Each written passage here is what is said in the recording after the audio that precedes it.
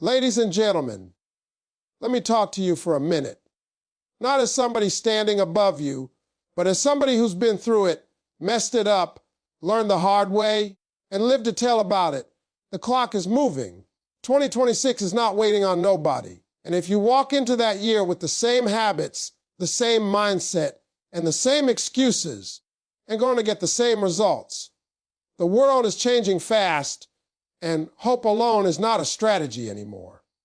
One of the most important skills you've got to learn is self-discipline. See, talent will take you far, but discipline will take you all the way. Everybody wants success, but very few people want to do what success requires every single day. Discipline is doing what you don't feel like doing when you don't feel like doing it because you know what it's going to produce later. If you can't control your time, your habits, and your focus, life will control them for you. And trust me, life don't play fair. Ladies and gentlemen, let me tell you something real. Something most people don't like to hear, but everybody needs. The skill that will separate winners from wishers before 2026 is self-discipline. Not motivation, not talent, not connection, self-discipline. Because motivation comes and goes, talent without discipline wastes away, and connections won't save you if you can't show up prepared.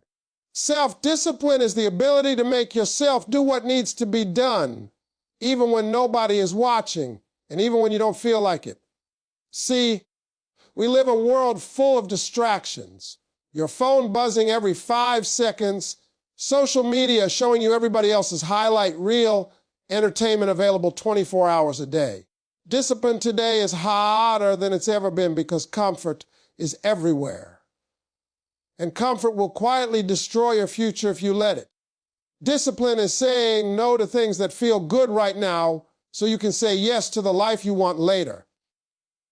Most people don't fail because they can't do it. They fail because they won't do it consistently.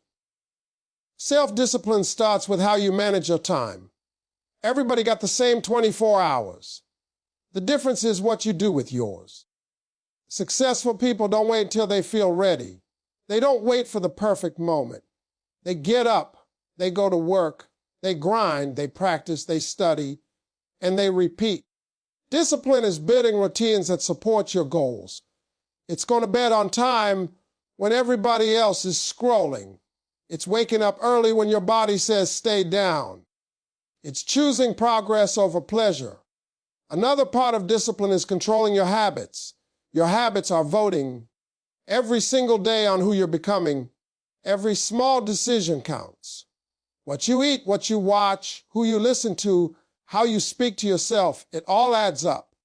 You don't wake up successful one day. You wake up with the results of what you've been doing repeatedly. Discipline is understanding that small actions, done daily, create massive results over time. Discipline also means learning how to say no. No to distractions. No to negativity. No to people who don't respect your goals. Everybody can't go with you where you're trying to go. Some people are only meant to be part of a season, not your whole journey. Discipline is protecting your focus. Because if you don't protect your dream, nobody else will. Let me tell you something else. Discipline is not about punishment. It's about freedom. When you discipline yourself, you create options. You create choices. You create leverage. When you don't discipline yourself, life disciplines you. And life's discipline is harsher. Missed opportunities, regret, stress, living paycheck to paycheck, wondering what could have been. Discipline now saves pain later. Self-discipline also shows up when things don't work out right away. You try, you fail, you get embarrassed, you get tired. Discipline is getting back up anyway. It's staying committed when results are slow. It's trusting the process when nobody is cheering for you. A lot of people quit right before the breakthrough because they confuse discomfort with failure. Discipline teaches you to push through discomfort because growth lives on the other side of it. You've also got to discipline your mind. What you tell yourself matters.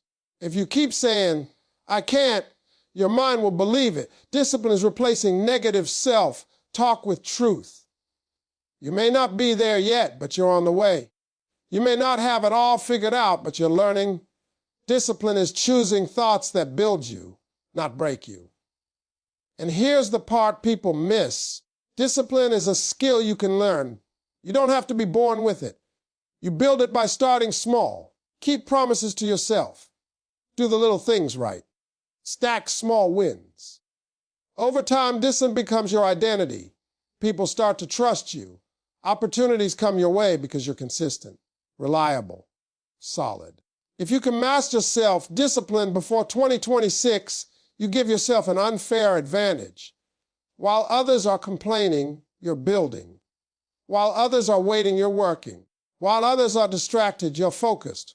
And that focus, applied day after day, changes everything. Ladies and gentlemen, let me talk to you about a skill that can change the direction of your entire life if you truly learn it: communication. I don't mean just talking. Everybody talks.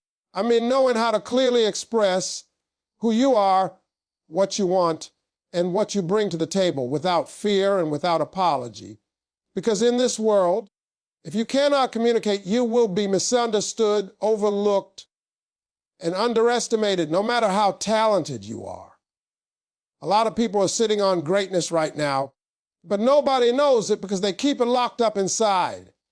They're afraid to speak, afraid to ask, afraid to share their ideas, afraid of being judged. Let me tell you something. Closed mouths don't get fed. Opportunities don't come to people who wait quietly in the corner, hoping someone will notice them. You have to learn how to open your mouth with purpose and confidence. Communication starts with believing that your voice matters. If you don't believe that what you say has value, nobody else will either. You can't whisper your dreams and expect the world to respond.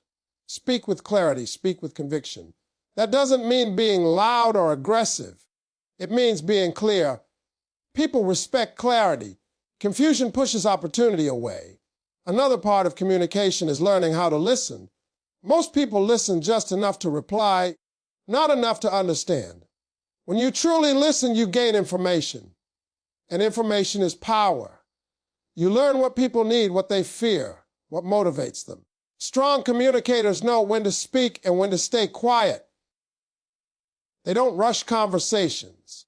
They pay attention, they make people feel heard. And when people feel heard, the door's open. You've also got to learn how to communicate under pressure.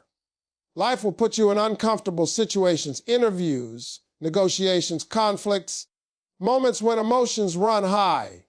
If you don't know how to control your tone, your words, and your body language, you can lose everything in one moment. Communication is not just what you say, it's how you say it. Your posture, your eye contact, your energy, all of it sends a message before you ever speak. Communication also has a huge role in relationships. A lot of relationships fall apart not because of lack of love, but because of lack of understanding. People assume instead of asking. They stay silent instead of speaking up. They explode instead of explaining. Learning how to communicate honestly, respectfully, and calmly can save friendships, families, and partnerships. Silence can be just as damaging as harsh words.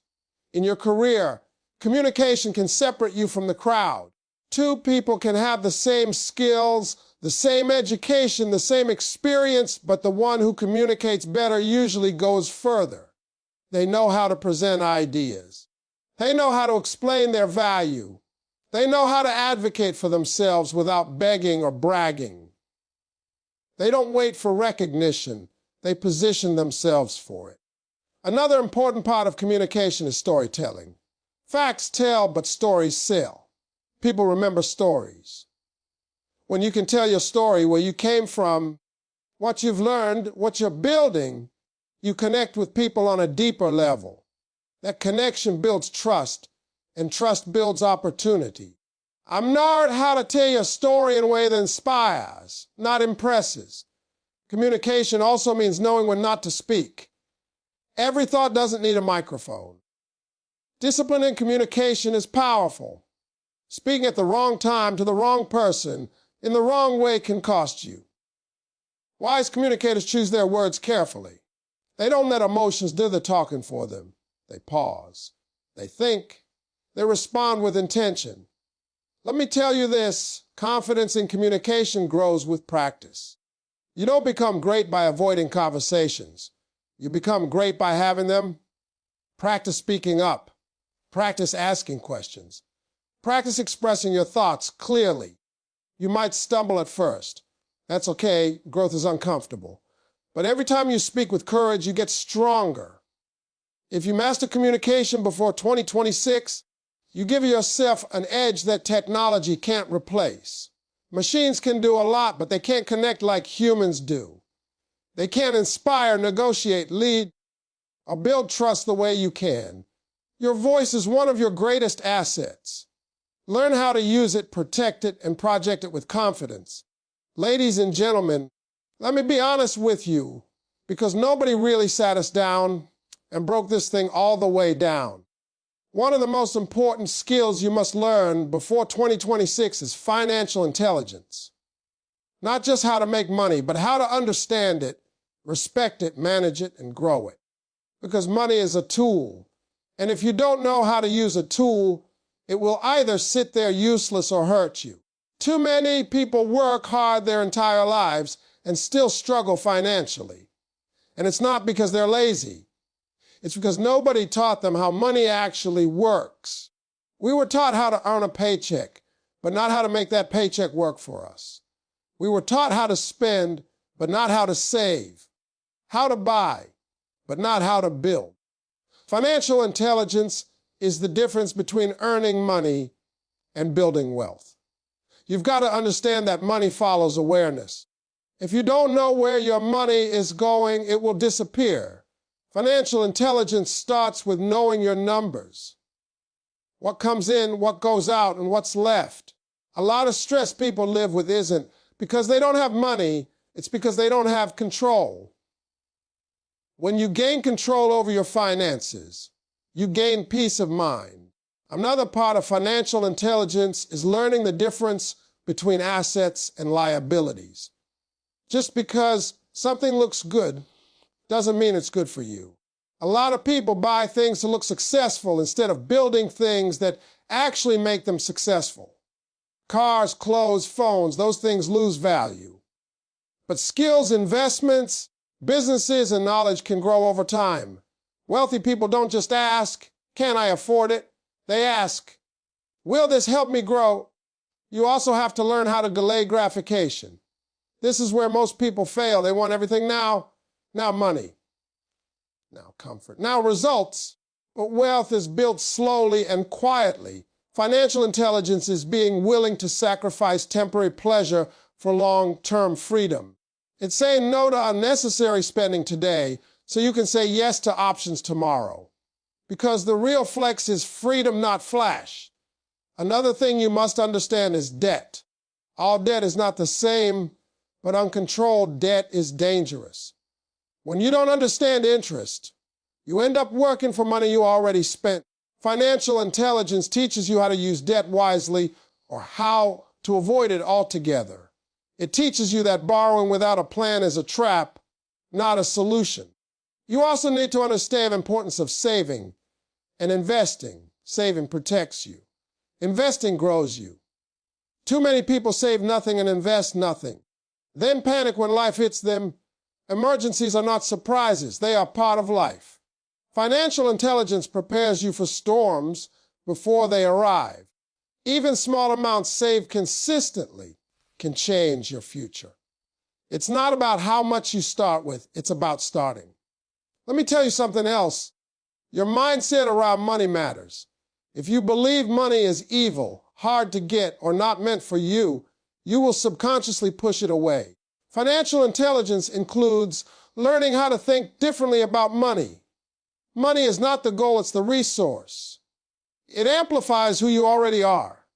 If you're disciplined, money gives you options. If you're reckless, money exposes it. Financial intelligence also means understanding that multiple streams of income are becoming necessary. One paycheck is risky in a fast-changing world.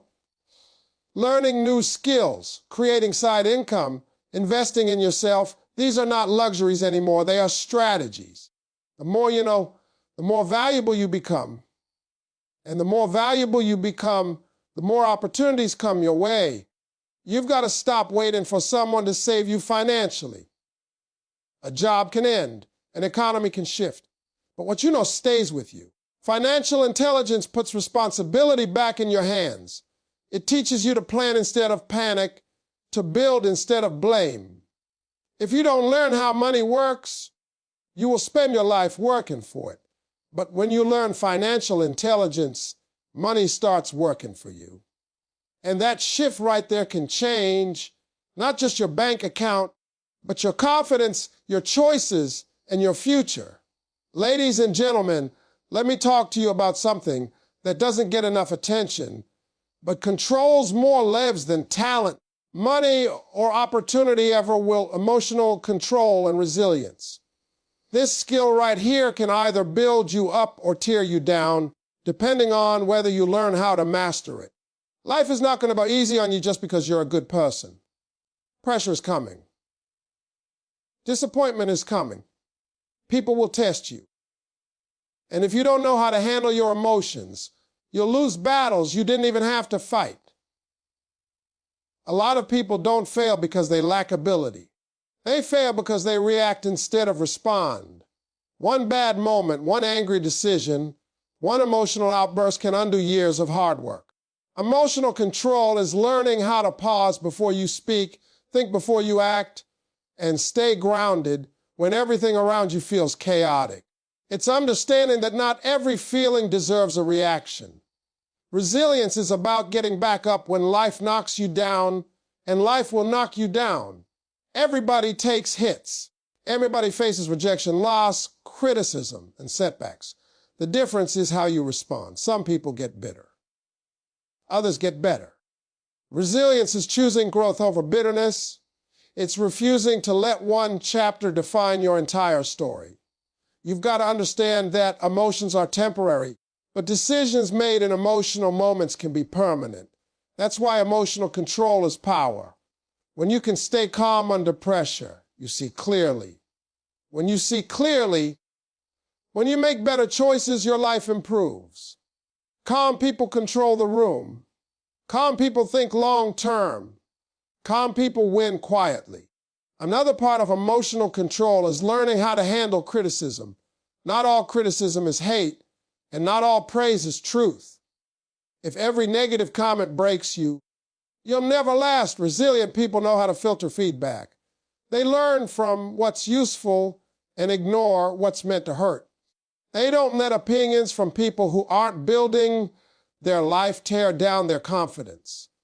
Emotional resilience also shows up in patience. A lot of people up too early because they expect instant results. When progress is slow, frustration sets in. Doubt creeps in. Resilience is staying committed even when results are invisible. It's trusting the process when the process feels uncomfortable. Growth doesn't announce itself. It happens quietly over time. You also have to learn how to manage stress. Stress is part of life, but living in constant stress will drain you mentally and physically. Emotional control means knowing when to rest, when to push, and when to step back. It means taking care of your mind the same way you take care of your body, because a tired mind makes poor decisions. Let me tell you something important. Resilience is built, not born. You develop it by facing challenges, not avoiding them. Every difficult moment you survive makes you stronger, wiser, and more prepared for the next one. The problem is many people run from discomfort, not realizing that discomfort is training them for something greater. Emotional control also improves your relationships. When you can express how you feel without exploding, shutting down or blaming others, you build trust. You create safety. People respect those who can disagree without being disrespectful. Resilient people don't need to win every argument. They value peace and progress more than ego. Another thing you must learn is forgiveness. Holding out anger is like drinking poison and expecting the other person to suffer. Emotional resilience means letting go. not because people deserve it, but because you deserve peace. Forgiveness frees your mind so you can focus on your future instead of reliving your past.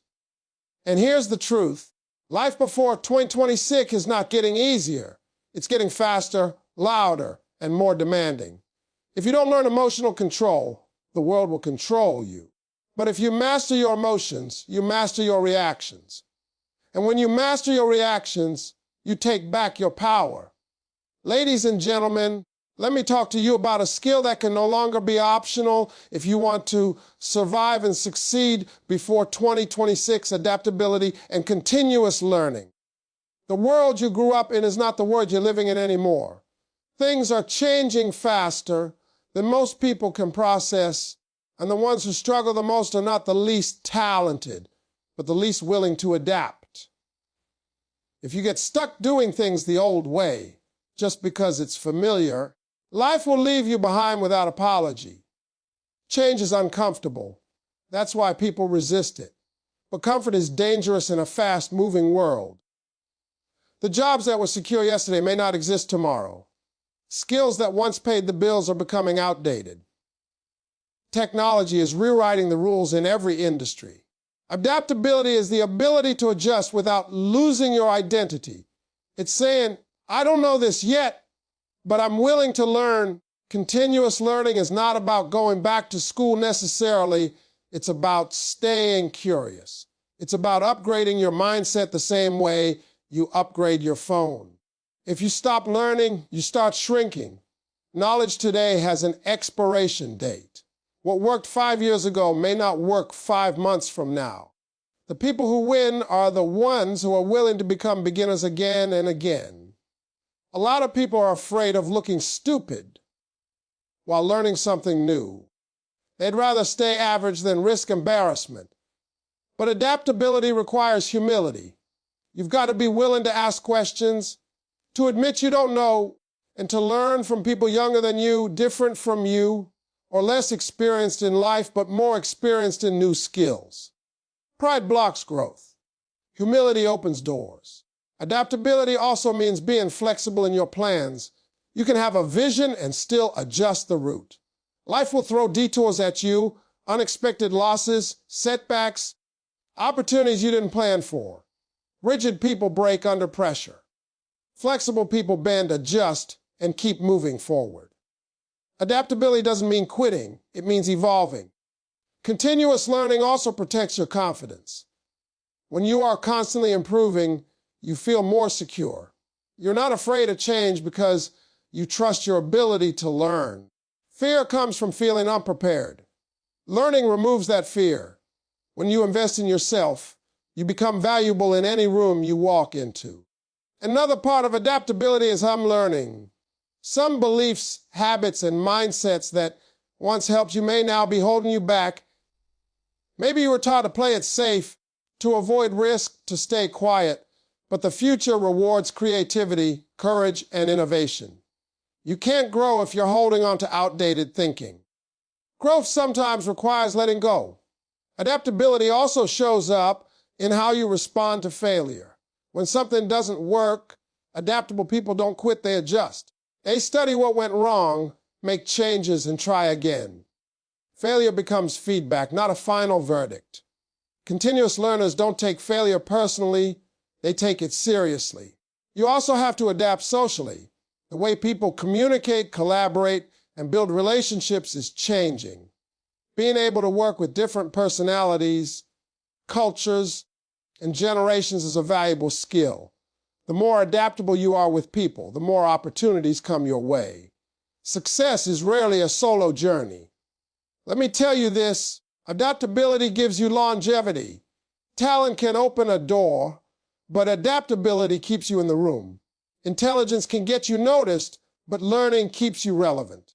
In a world where everything is moving fast, the ability to adjust is a form of survival. Before 2026, you must make a decision. Either you will grow on purpose, or you will be forced to grow through pain. Continuous learning is choosing growth intentionally. It's reading when others are scrolling, practicing when others are complaining, preparing when others are waiting, The future belongs to people who can learn, unlearn, and relearn. If you stay adaptable, stay curious, and stay willing to evolve, no matter how the world changes, you will always find a way forward. Ladies and gentlemen, about the final skill you must develop before 2026. And this one ties everything together: faith in yourself backed by action and consistency. Not just believing, not just hoping, not just dreaming, but trusting yourself enough to move even when you're unsure, even when the outcome isn't guaranteed. Because belief without action is nothing more than wishful thinking, and action without belief doesn't last long. A lot of people say they have faith, but they don't act like it. They talk big, but they move small. They pray for opportunities, but don't prepare for them. They want change, but they won't change their habits. Real faith shows up in what you do every day, not in what you say when things are going well. Faith is getting up and trying again after you failed. Faith is showing up when nobody is clapping. Faith is working when the results are invisible. Consistency is what separates people who start from people who finish. Everybody gets inspired sometimes. Everybody feels motivated once in a while. But consistency is staying committed on the days you feel tired, bored, discouraged, or overlooked. Success is not built in bursts. It's built in routines. It's built in daily effort that doesn't look exciting but produces extraordinary results over time. You have to understand that confidence is not something you wait for. It's something you build. And you build it by keeping promises to yourself. Every time you say you're going to do something and you actually do it, your self-trust grows. Every time you quit on yourself, it shrinks. Faith in yourself comes from evidence, and evidence comes from action repeated over time. A lot of people are waiting for clarity before they move. But clarity often comes after movement, not before. You don't need to see the whole staircase to take the first step. You just need enough belief to move forward. Action creates momentum, and momentum creates belief. That's why sitting keeps people stuck. Motion changes things. Another thing you must learn is patience. Faith and consistency require patience. Progress is often slow, uneven, and quiet. There will be days when it feels like nothing is happening. That's when most people quit. But consistency during the quiet seasons is what sets the foundation for breakthroughs later. Just because you don't see results doesn't mean your work isn't working. You also have to learn how to trust your own voice. Too many people give other people more authority over their life than they give themselves. They let opinions, comparisons, and criticism drown out their inner conviction. Faith in yourself means learning to listen inward, to trust what you know, and to move accordingly. Everyone won't understand your journey, and they don't need to. It's your path. Consistency also means staying committed when things go wrong. You will make mistakes. You will choose wrong sometimes. That doesn't mean you stop. It means you adjust and keep going. Faith is not perfection, it's persistence. It's refusing to let one failure turn into a final decision. Let me tell you something else. Faith without discipline fades, and discipline without faith burns out. You need both. Faith gives you the why. Discipline gives you the how. Consistency ties them together. When you have all three, you become unstoppable. Before 2026, you must stop waiting for permission. Stop waiting for approval. Stop waiting for the perfect moment. Nobody is coming to save you. But that's not bad news, that's powerful news. It means you have more control than you think. When you believe in yourself enough to act, and you act consistently enough to build results, your life changes. Doors open. Confidence grows. Opportunities align, not because of luck, but because you showed up for yourself every single day. The future doesn't belong to the most talented or the most connected. It belongs to the most consistent. And if you can master faith in yourself, backed by action, before 2026, you won't just enter the future. You'll be ready to own it.